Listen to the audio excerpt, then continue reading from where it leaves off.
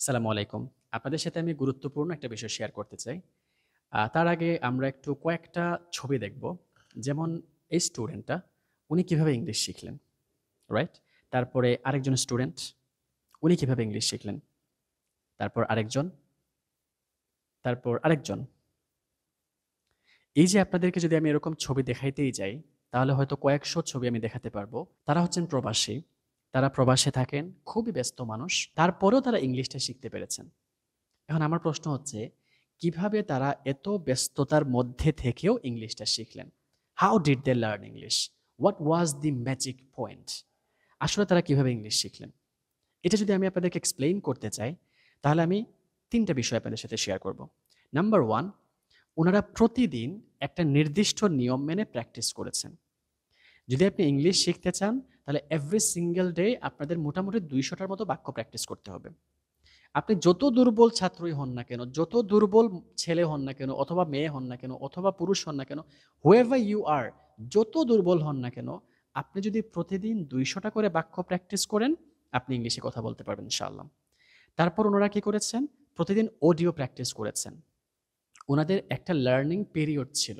ওনারা একটা সময় দিয়েছেন। যার ফলে এখন তারা ইংলিশে কথা বলতে পারছেন।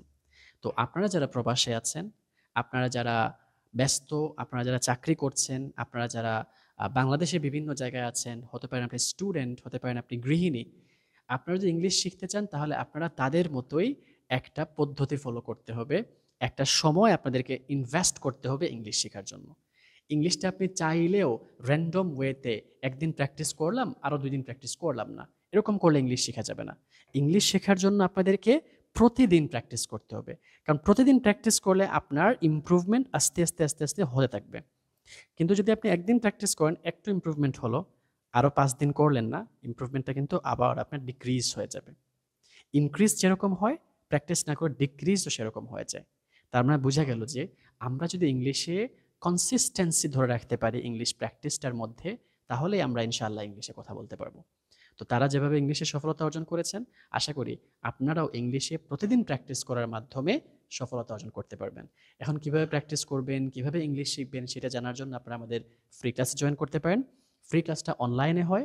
আপনারা আমাদের হোয়াটসঅ্যাপ নাম্বারে মেসেজ করে বিস্তারিত আপনারা ফ্রি ক্লাসের সময় কখন, কিভাবে আপনারা ফ্রি ক্লাসে জয়েন করবেন, অনলাইনে কিভাবে আপনারা জয়েন করবেন, এইসব বিষয় জেনে আপনারা ফ্রি ক্লাস করে তারপর আপনারা প্রতিদিন প্র্যাকটিস করার একটা সিস্টেম তৈরি করেন, বা প্রতিদিন প্র্যাকটিস করার জন্য আপনি নিজের সাথে একটা প্রমিস করেন, প্রতিজ্ঞাবদ্ধ হন যে না, আমাকে প্রতিদিন প্র্যাকটিস করতে হবে।